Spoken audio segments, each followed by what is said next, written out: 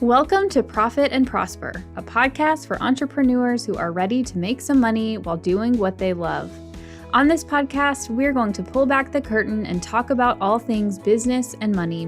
But I promise you, this is not your typical boring numbers talk. I'm your host, Sarah Young, a CPA and CFO with over a decade of experience in finance, business, and leadership. I'm going to share everything I've learned from helping my clients grow more profitable businesses and keep more of what they earn while growing my own successful business along the way. You'll feel empowered and confident that you too can grow your wealth, live a rich life, and have an impact. Stick with me and you might even start to think that finance is fun. Let's dive in.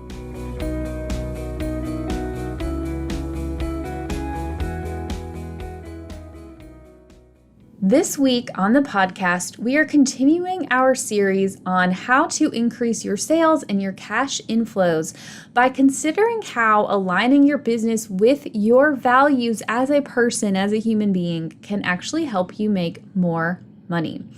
I'm interviewing Jessica Lackey of Jessica Lackey Consulting. Jessica helps impact-oriented leaders redesign their business strategy and operations for more ease, embodiment, and earnings. So if that sounds good to you, you will love this episode. What we talked about in this episode is honestly a little different from what I have done so far on the podcast, because we talked about what it means to be a feminist business, how gendered socialization is impacting what you're doing in your business, and how you're charging and how you structure your business model, the definition of real work. We talked about Jessica's 3 pillars of pricing, which are pricing for transformation, margin, and justice. We covered so many topics, and every time I talk to Jessica, my mind gets blown a little bit more, and I walk away having learned something new. So I know you are going to love this episode. So let's go. What's up, everyone? Welcome to this week's episode of the Profit and Prosper podcast. I am really excited because I have my friend and squad member, business bestie, client, business coach at some point in time. Like, we have kind of done all the things over the last year plus that we've known each other. Jessica Lackey of Jessica Lackey Consulting. And on this episode, I want to continue the conversation about increasing your cash inflows and getting paid and making sales. But I brought Jessica on specifically to talk about how you do all that in alignment with your goals and your values, and with, doing it in a way that feels good to you in your business, because she does it so well. So Jessica, thank you for being here. Thank you for having me on, Sarah. I'm excited to be part of the conversation. Yes. So first and foremost, tell us who you are, about your business. What do you do? Why do you love it? So I call myself a feminist strategy and operations advisor. I don't use the word coach because my work has 3 components. It has soul-centered life coaching. It has badass business strategy from a consulting perspective, but it also has grounding and embodiment practices, because I really feel like all 3 of those are going to help you reimagine and redesign your business for more ease, energy, and earnings, and a little bit of, putting equity in there as well, because we drive our businesses not just by following a formula, but by following a strategy that really works for us, our souls, our bodies, and our gifts. So that's what I do. I work with mostly solopreneurs or teams or leaders with small businesses. Started this business officially about 1.5 years ago. That is exciting. So we met last April? So we were in Lauren Widrick's, one of her programs, together last spring, summer. And for anybody listening, Lauren was on the podcast a couple episodes ago. And so if you haven't listened to that interview, go do that. It was amazing. But we met there. And then I remember you were testing out I forget what you called them at the time, but you're like, not, workshop style sessions. And I remember coming out of it and my head was exploding, basically, in a good way. In a good way. And so that is what I want to talk about is like, how do we do all of that? And so you said, I like your alliteration, equity, ease, earnings. I feel like I forgot one, but Energy. yes, yeah. Energy, and doing all of this, like really just in alignment, I think is a good word for what I get from you anyways, is this idea that like you can do both things. You can make money and take care of yourself and also help other people, right? So exactly. Yes, let's dive in. And let me just ask this really basic question is, what are values and why should we care about our personal values as we're running our business? So the way I define values are these are your true north for how you want to show up in the world.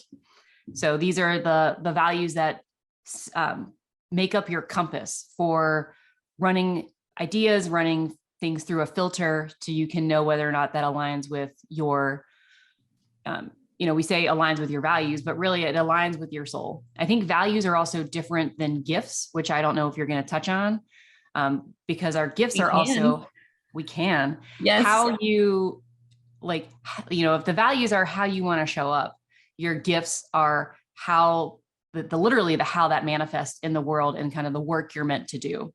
So different values and different gifts translate into different business models that are going to feel really good for you. Yes. So do you think that most business owners know what their values are? There's the values that are on paper, and then there's the values that are lived. So if you've looked at any kind of like corporate business statement, there's like, we value inclusion and equity, which we know that's not real. We value work-life balance. We value consumer-centric. What they don't put on the list is that we value shareholder profit above all. So that's we value being attached to your phone all the time. We value PowerPoint presentations and performing. So I think there's a difference between like your named values and your lived values.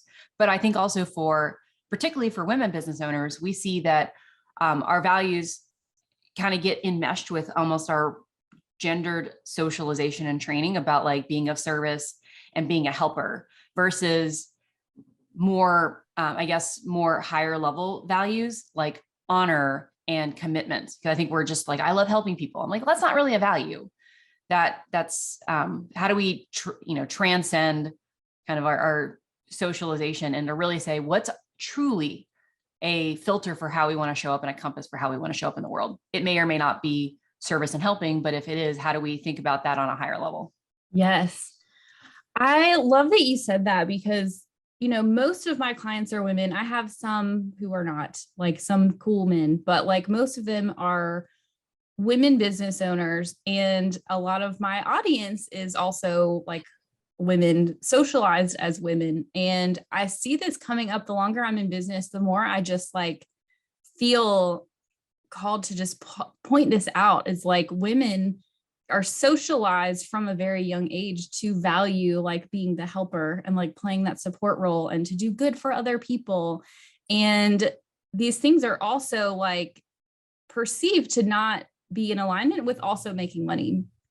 And I also believe, and this is like the feminist in me coming out, and you'll probably agree that that's on purpose to an extent, whether culture, society like really consciously does it, but I think it's on purpose to keep the power structures where they are, which is generally not in the hands of anybody who is not a white, straight man.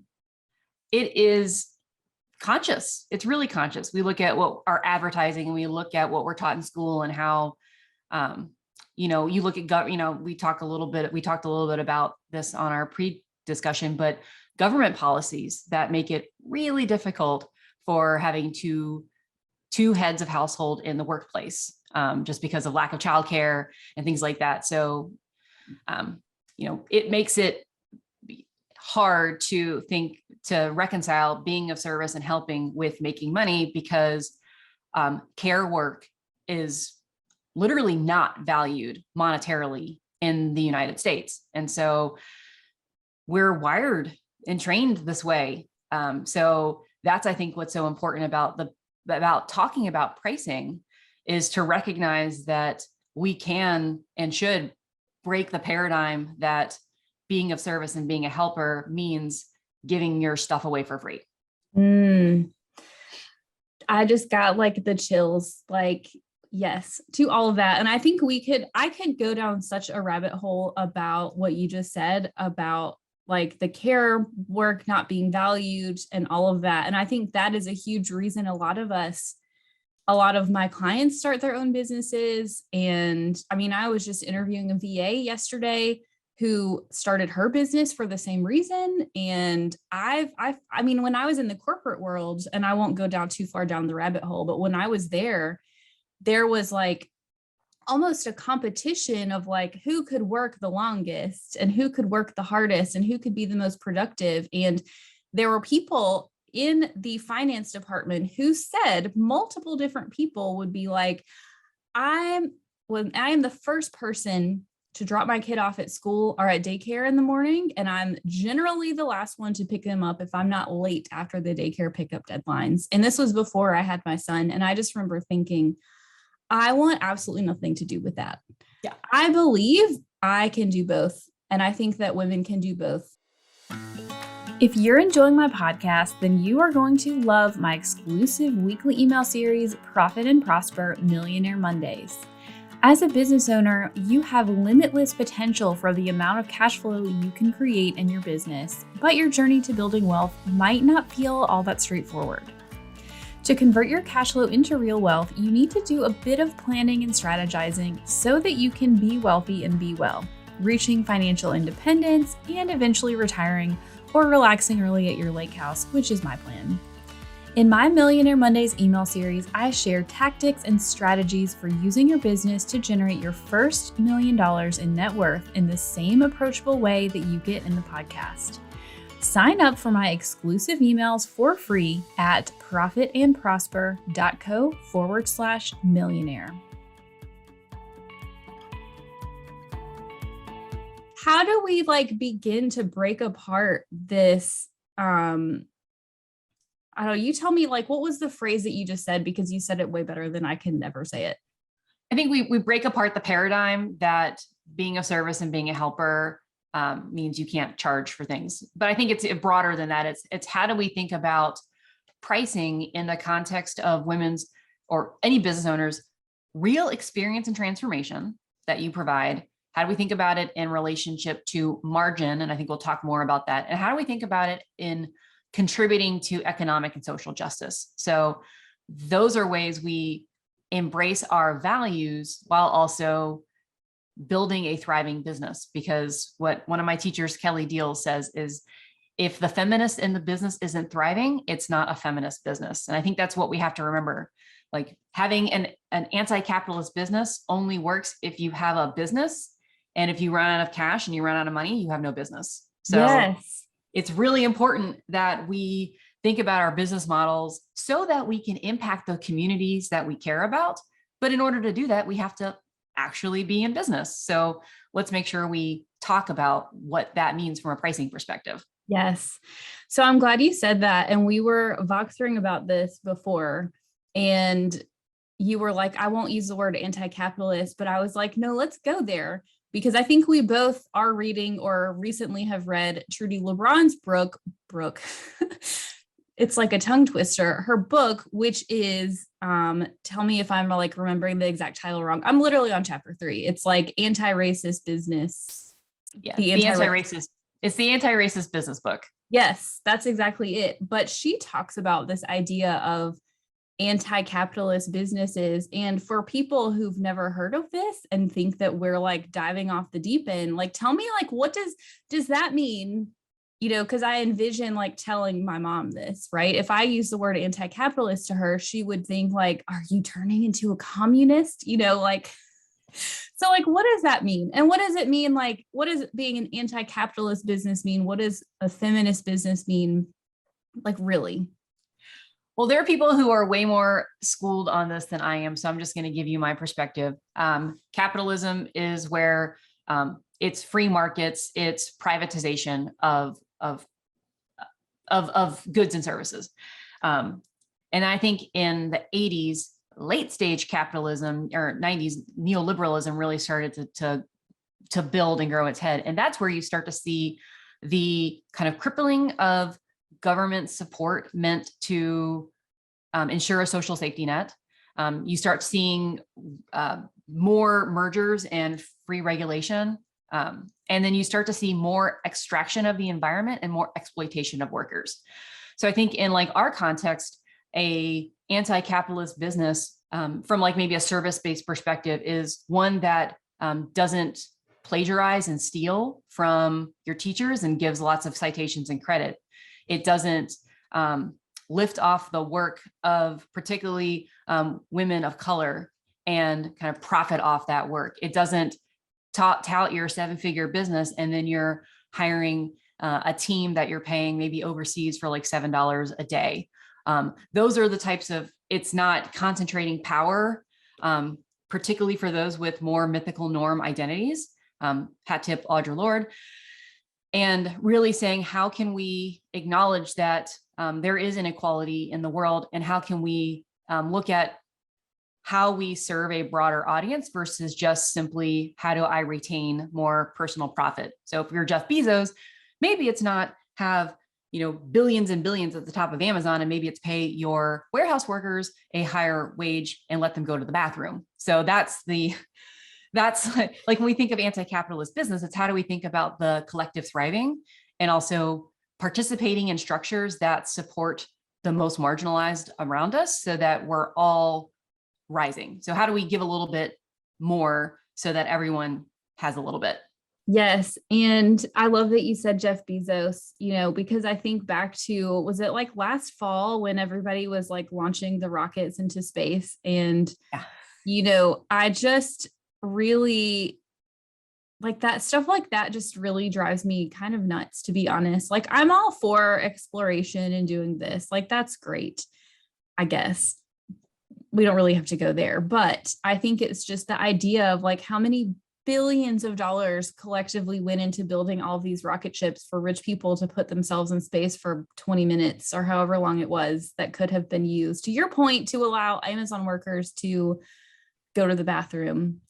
Like it is unreal. And I think like I work with, a lot of business owners hiring teams, and it's something that it's hard to find, it's the labor market is hard right now for business owners. And, with inflation rising and people, I think are finally also just ready to say like, I'm not working for $13 an hour anymore. Like I can't do that.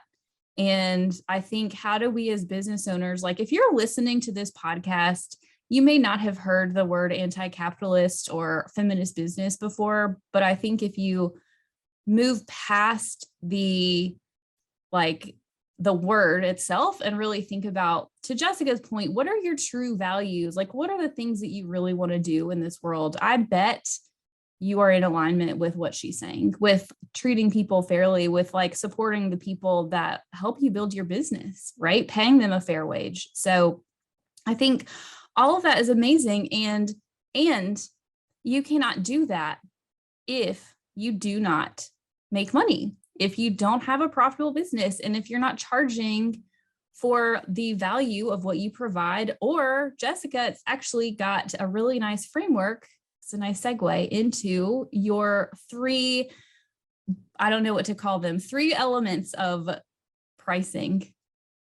Yeah, we'll call them pillars. Lauren always tells us to alliterate, and she's got 3 Ps. And so, we'll just call them pillars of pricing.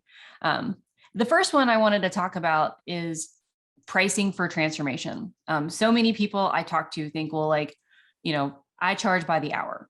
I hate that, because it's like, really, I spent 20 years reading and learning and consolidating information and putting together frameworks so that I could deliver you massive transformation in an hour. So 1, I don't want to be penalized for being efficient.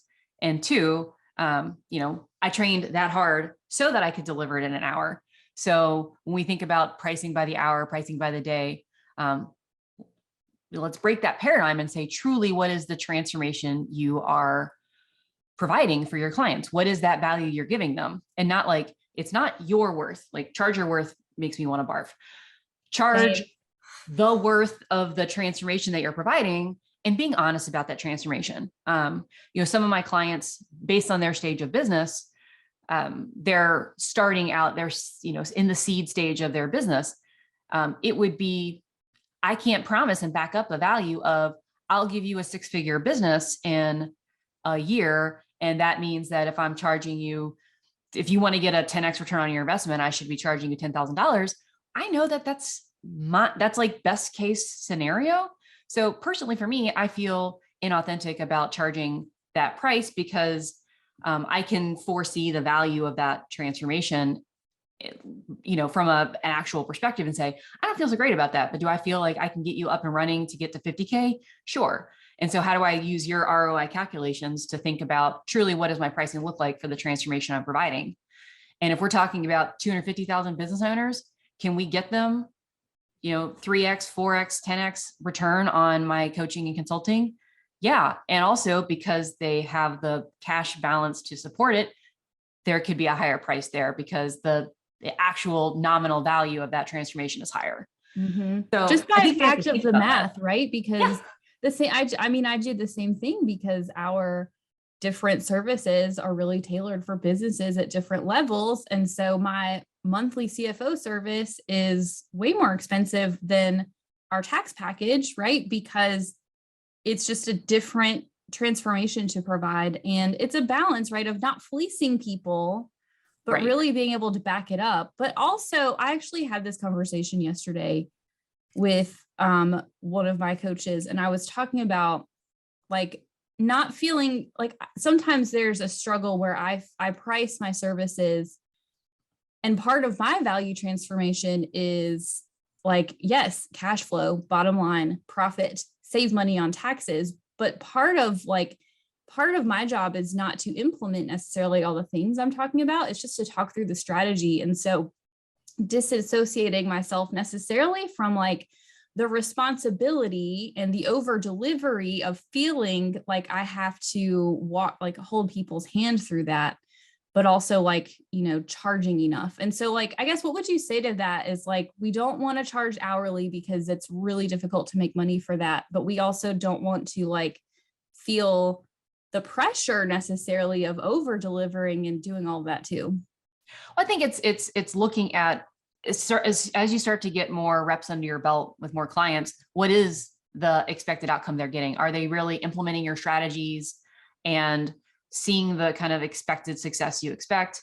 Then there's a pricing look at that too. But I think there's also something interesting of this concept of if they can't get there on their own, how do you price for over delivering? How do you price for that? How do you price to say, yes, the strategy is probably not enough.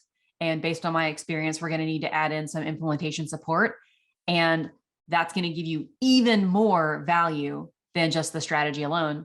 Price for that, like the 30 days of Voxer support after a strategy session, that unlocks massive transformation for people. So they don't just do a thing, take a course and then stop. But I think we have to just be honest about the transformation that we get from just, one-time session, the transformation we get from a 6-month strategy engagement. How do we acknowledge that, track it, and price for it? Yes. No, I'm glad you said that because I think that is how I ultimately landed on doing a CFO service, just to use myself as an example, right? It's we need to have the team on the back end doing the actual work to provide me and the business owner with the data that we need to do the things to enable everything else. And so I think I had to price for that because I also have to have a team who I also want to pay fairly to do the work. And so I think you can hear how circular it all really becomes. So pricing for transformation, yes. Price for it's not about charge your worth. I hate when I read that. It literally makes my insides just crawl because, and you, I'm sure you can say this more eloquently than me, Jessica, but your worth as a human being is not tied to the price that you charge in your business. So just because I'm charging for, I've got $40,000 plus a year for CFO clients, just because I'm, maybe in my office complex, I'm looking out and there's a bookkeeper who may charge like $200 a month, right? I'm not more valuable as a human being because I charge more than her. It's just pricing for the transformation, right? Yep. I can't say it any more eloquently. That was amazing. Oh, thank you. Well, that makes me feel good. Okay, so pricing for transformation is one. What is number two? So pricing for margin. And here we want to talk about your margin on your time and your margin on your energy. And this actually goes back to, if I say that pricing for transformation is a quote unquote top-down perspective, with this type of client, with this type of transformation, I think I can deliver it in this many hours. If you do the math on the number of clients you're taking on, the number of hours you expect to deliver that service, and then you do the math and you're like, oh, I need to be billing 40 hours a week. Then we have a problem. We need to raise our prices, which means we need to change the level of our transformation or change our business model so we're getting more people in at that time. Because, we are not machines. We cannot work all the time. And particularly if you're doing, depending on the type of work you're doing, if you're doing deep strategic thinking, you're going to need to have active recovery time. It's non-negotiable. If you're doing anything where you're holding space for an individual or for a group, you're going to need to have active recovery time. So we need to price so that you're not having to bill out probably more than, I would say, 50% of your stated working hours, because you're going to need 20% to do, 10 to 20% of your time to do admin and 30% of your time to get new clients in the door, depending on your type of business. So if we're, the top-down math is saying, what is my transformation? The bottoms-up math is saying, based on the client load I need to pick up to do that, or if I'm a product-based business, much web traffic do I need and how much ads do I need? Do I have time and inventory management? Yes. Do I have time for this, both energetically to recover and physically to recover? So that's the second part of pricing. And to your point earlier, if the math doesn't work on a bottoms up perspective, then we need to change our model or up the level of transformation, which is what you did a year ago. Yes. So I have a ton of notes that I made in this section. I think one, I want to talk about cyclicality. Mm-hmm. And two, I want to talk about the definition of work. Oh, yes. Let's go here. Are you excited? Let's do the definition of like real work, for example, because you said something to me. I forget where we were. It might have been in the workshop that we did where like my mind was blown. But I come from Deloitte, Big Four. Billable time is literally my rating, my promotions, my bonuses, right? Is like, how am I performing? How much am I working? If you left before like 7 p.m., the partner would like judge you hard and make a note of it. And then, I worked at a large publicly traded company, climbing the corporate ladder in pretty fast time, if I do say so myself. And I think when I started my business, I forget exactly what our conversation was, but I remember saying like, I just don't feel like I'm working. Like, I feel like I need to be like, work is sitting in front of my laptop, staring at the screen, staring at spreadsheets, having client meetings. And I think it was like maybe a lunch or like something fun that we did. And you were like, no, Sarah, like this is also work. And like, this is how this benefits your business. And I was like, oh shit, you're right. Yep. We were at Lauren's retreat in October. Yes. And I said, it's hard to say what work is, but I can say work is definitively not hands-on keyboard time. It is not. It's like we are trained, like, especially now in the age of like micromanagement and like those employee trackers that like track your mouse movements, right? And we are conditioned, as particularly in corporate, hands-on keyboard time. Particularly as your own business owner, strategic planning, active recovery. I just taught a class on flow yesterday. I don't know when this will go out, but I taught a class on flow recently. And there's 4 elements of flow to really get into the strategic, deep work that's going to really drive your business forward. Step 1 is the struggle. It's all about learning. And codifying information. So all the reading you're doing, all the podcasts you're listening to that are related and unrelated, that's work. There's the release part of the phase where your subconscious is processing everything you've learned and getting creative hits in the shower. And as you're journaling or doing art or gardening or cooking, you're having insights. That's work. Then there's the flow stage, which is really, okay, I'm going to do my work, both my deep work and my administrative nonsense. And then I have to recover from that effort. All of that is considered work, particularly as you move forward in your business from being someone who's given tasks and executes to someone who is creating the vision, creating the strategy, translating that into clear tasks and processes, thinking about how to do that. Like, I don't know about you, but I spend a lot of time in my head thinking about how I want to set up my clients' task management systems and project management systems, and thinking about that while I'm on a walk with my dog.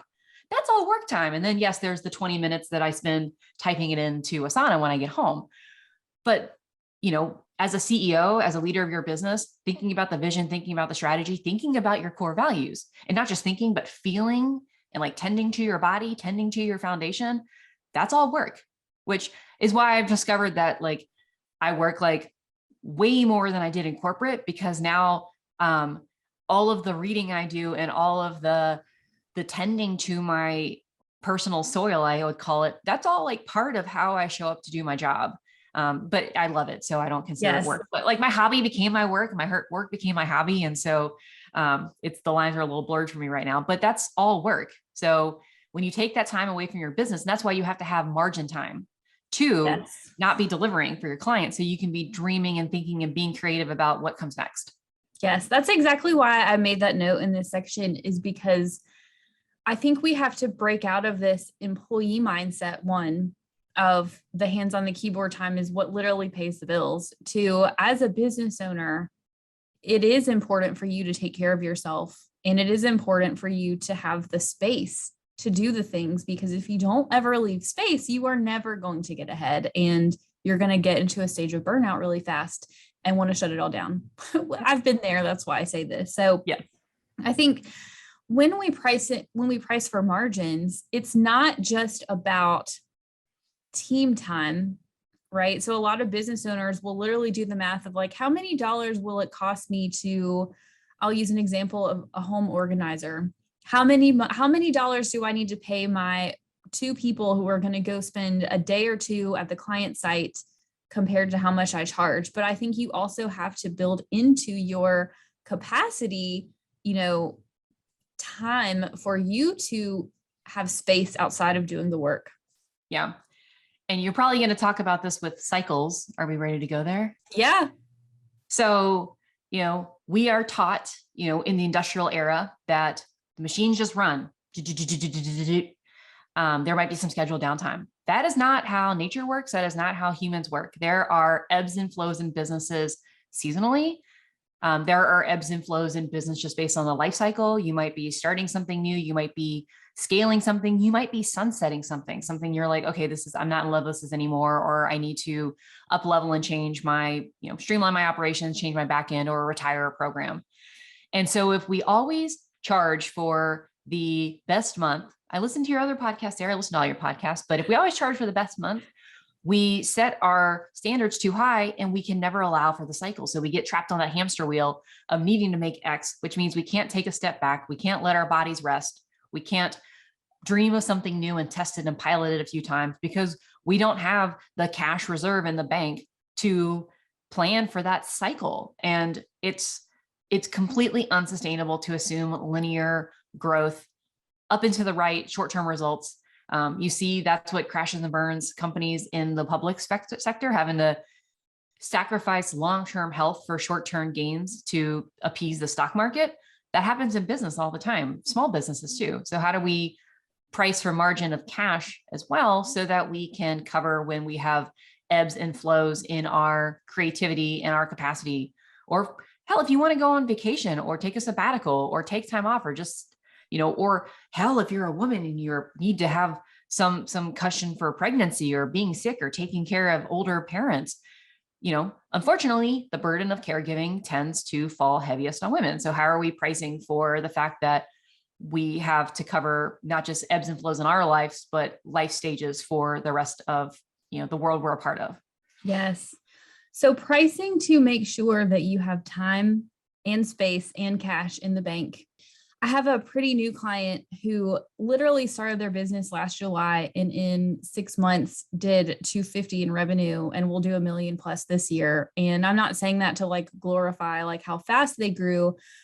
The reason I bring them up is in April, they had a month where for the first time their cash balance was drawn down significantly. They had a lower sales month, and it was the first time in 9 months that they had experienced that. And like this resulted in honestly a freak out moment of like, oh my God, everything's crashing and burning. And the point being, this is normal. This is going to happen at some point or another. The economy will change. We may or may not be going into a recession in the next few months to a year. Something may happen in your personal life. And so like I've talked about on social media, last October, my dad passed away, and there was all of that time of like, trying to deal with like all of the hospital, all of this stuff. And then after that, just giving myself space. There's childcare, there's COVID, getting sick, like the list is endless. And I don't know what is going to happen in the future. No one does, but I guarantee you there's going to be time in the next 3 to 6 months that your business has a reduction in sales for some reason or another. And so that's why we need to space or plan for capacity, cyclicality, time, space, and reserves. And you cannot do that if you are not priced appropriately, right? And one last thing on the margin piece is margin for connection, because in the times of worldwide turmoil, there's going to be times when you can give and times when you need to receive. And if we've been so focused on being on the hamster wheel and we've neglected the relationships that are going to be with us through the times of where we need support and where we need that community, we're going to be left, in our individual white picket fences houses, not knowing who's our neighbors and who can be there when we need support. So if we're, constantly trying to bill and constantly trying to be on that hamster wheel and pricing for that, we're going to neglect, to your point, our bodies, our cash, our time, but also our relationships and connections, which is really the ultimate source of security, is being in communities with others who will lift you up when it's necessary. Yes. All good points. And before we talk about the third pillar, I want to talk just tactically about if you're listening to this and you're like, okay, but how do I price for margin? I had one of my group program coaching calls yesterday, and one of the people, we went through an example of doing exactly this, of calculating the revenue goal and then capacity and pricing. And she was like, we can comfortably do 8 projects per month. And so I said, okay, here's your revenue goal, which I have a free calculator. I'll just throw this in there. If you want to calculate your revenue goal, profitandprosper.co/calculator, and you can do this. We calculated her revenue target, her baseline to pay herself and keep the lights on. And then we said, okay, that divided by 8 projects is this price. And there were problems there because 1, the price that we calculated, guess what, was higher than her current price. And 2, 8 projects per month assumes operating at capacity every single month, month after month after month. And so we have to step back and say, okay, what's reasonable, right? Yeah. And we have to pull that back and say, well, how do we adjust? Either raise your price, or sometimes we forget there's another piece to that. So revenue is your sales price times the volume. And so if you can do more, you have to pull back on what you provide in order to have the capacity to do more. So, but honestly, increasing your price generally is the easiest, fastest way. So tactically, like literally sit down and do the math of what do I need to keep the lights on coming in cash wise every month? And then how do I factor capacity, time, space, community, cyclicality, all of that into that to get to a reasonable number that you can achieve, so that you're not expecting the best case scenario month after month after month, because it's just not going to happen. Yeah. And I do this with my clients as well from a more strategic and alignment perspective. So I work with a marketing thought leadership agency, and she's very clear. She wants to be the strategic voice. And so we are building up from the top down, bottoms up perspective on, okay, if we know her personal pay and we know she needs to outsource to subcontractors for graphic design and copywriting, what does that look like from a team design perspective? How much does she need to bring in? And also how many team members does she need? And so what is that going to look like from like a strategic sales pipeline and organizational design perspective, so that she has the time to be that strategic thought leader? So it's both a pricing strategy, but also with my clients, and I'm sure you do this too with yours, but like org design and thinking through the strategic market positioning and placement. So yes. Yeah, it's all a big puzzle, I like to say, right? It's a big puzzle, and you've got to figure out, like, your puzzle is different than my puzzle, and that's okay. We just have to figure out how to fit the pieces together. Okay. I think honestly, we could keep going on forever. Let's make sure, and for the sake of time, let's look at the third pillar, which is justice. So tell me about that one. So what my teacher, Kelly Deals, says is that we can't create economic justice, but we can contribute to a more just world in our pricing. But that does not mean dropping your prices so low so that the essentially societal burdens of making things accessible lies on your individual shoulders. So the answer is not, I want to help more people, I want this message to get out in the world. It's not drop your prices. It's really strategically consider how to price your business so that you have the time, the space, the margin to, give to your community of impact. So Trudy Lavon in the book talks about the anti-racist business books, talks about there are three people. There are your customers, your clients, and your community of impact. And those three things may be different. So I want to work with, as part of my mission is I want to show women, any business owner, that there is a different way to build business that is rooted in ease, embodiment, earnings, cyclicality, seasonality. And we can do that by breaking the business formula. But based on my, the value and transformation I provide and the pricing I set, some of my offerings, my one-on-one offerings aren't accessible to everybody. That's okay. I price my business so that I can give scholarships. I price so that I run a free monthly masterclass and I run a free monthly pre-planning session. I have a newsletter that goes out every week. Sarah, I know that you have your free classes and this podcast that is filled with value.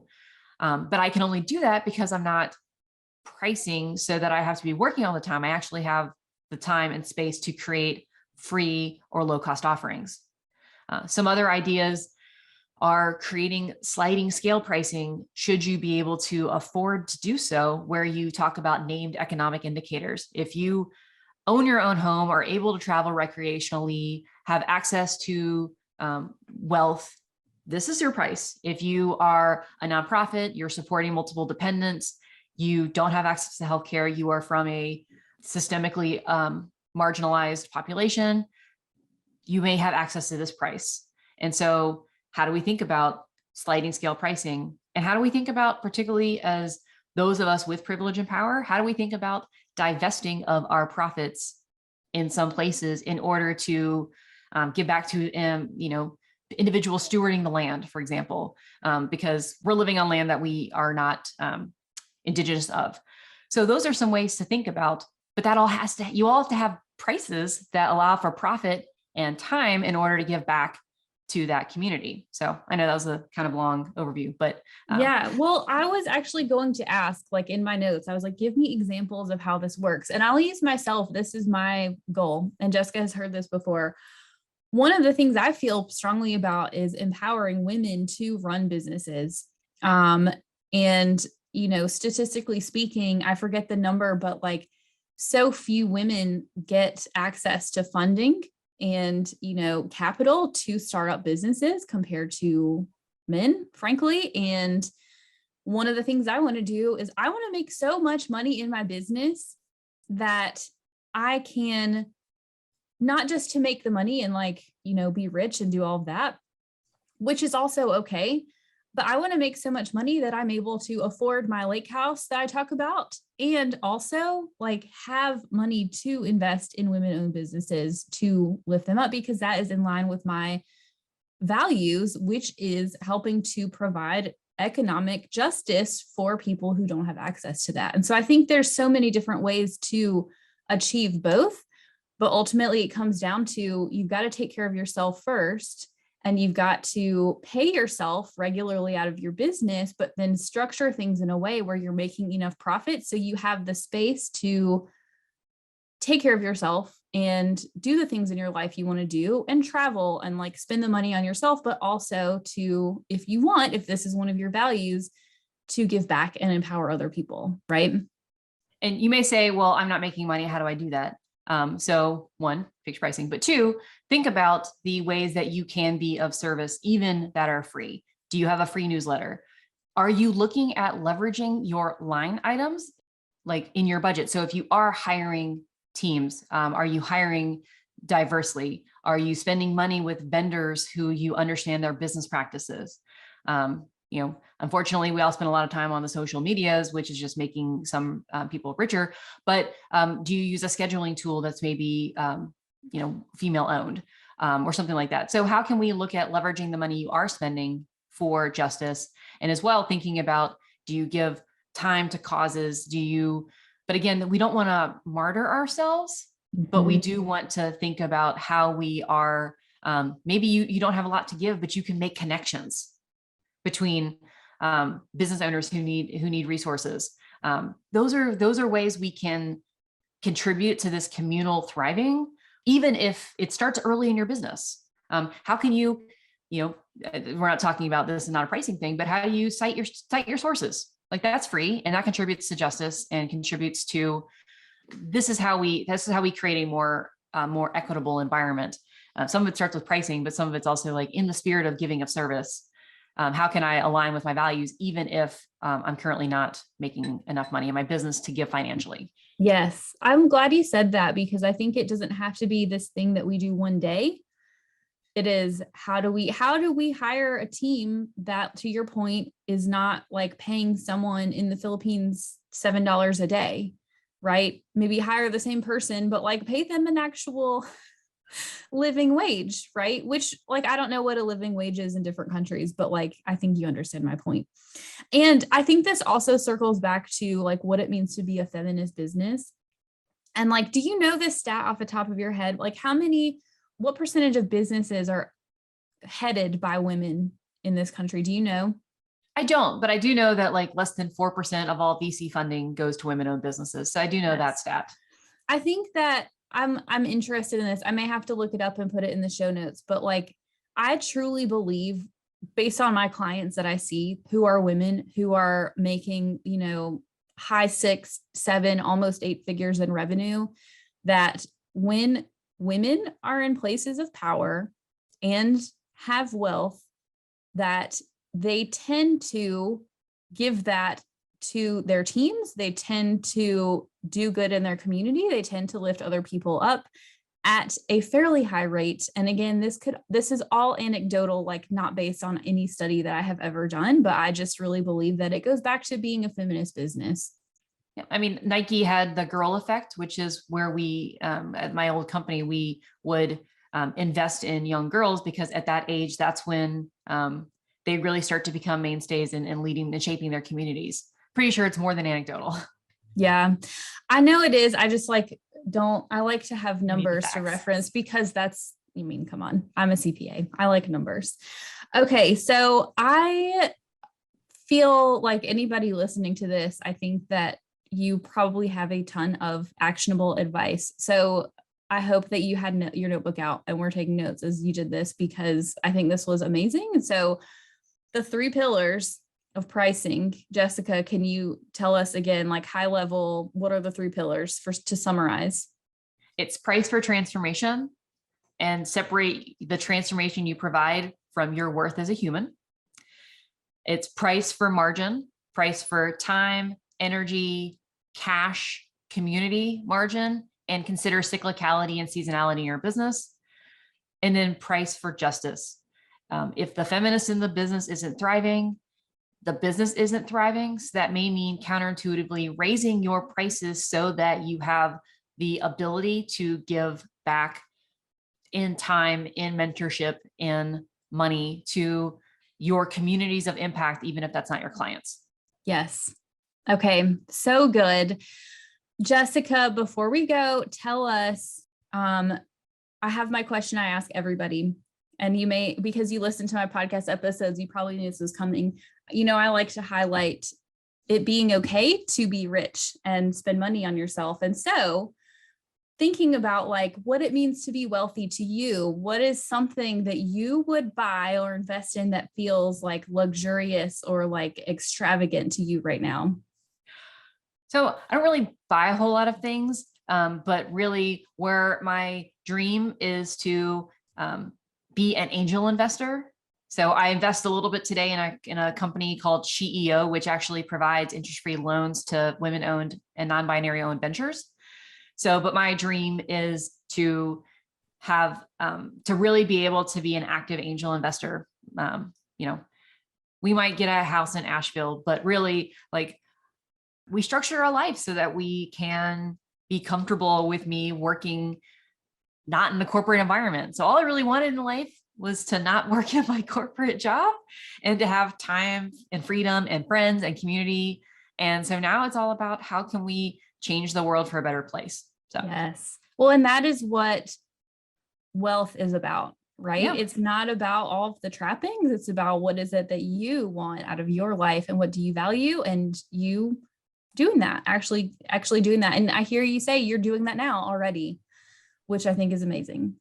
Yeah. Okay. For anybody listening who was really turned on by talking about feminist businesses and everything that we talked about, how can we find you? How can we work with you? So I work with clients on a one-on-one basis, helping them through what I call the radical reclamation process, where we redesign your business based on your soul. We redesign your strategy. We help you design systems, not just tech, but like your entire processes for more rhythm, ritual, and ease.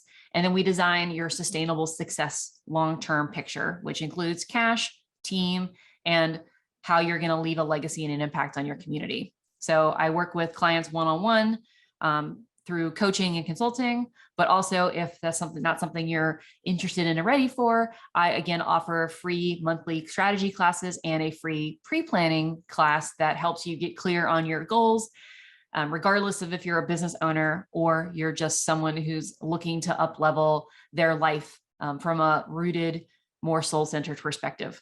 And you can find me on the Instagram at Jessica Lackey _consulting, on LinkedIn at Jessica Lackey, and my website, jessicalackey.com. I'm sure Kristen will link all these in the show notes. Yes, we will link everything in the show notes. And also, I just want to plug your Mighty Networks too is free. I don't know if you said that, but the Radical Strategy community. So in that community is replays of all the courses that I've taught, our monthly planning sessions, and also a free set of quotes, prompts, articles. And then every Sunday I do write a newsletter called Radical Strategy Sundays, which also features not just events that I run, but always has a community roundup section. So again, signal boosting the businesses in our community, because if we all thrive, we all thrive.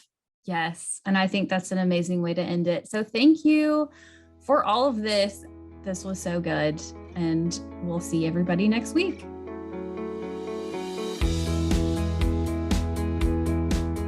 Thanks for listening to this week's episode.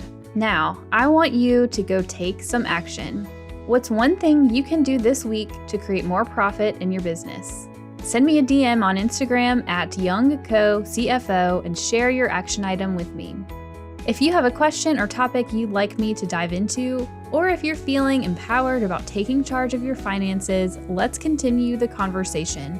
Go to profitandprosper.co to submit a question or topic for me to talk about on the show. And because we all profit and prosper better with friends, please leave me a review on Apple Podcasts, subscribe wherever you listen, and share the episode. Make sure you tag me at YoungCoCFO on Instagram so I can give you some love, and I'll see you in the next episode.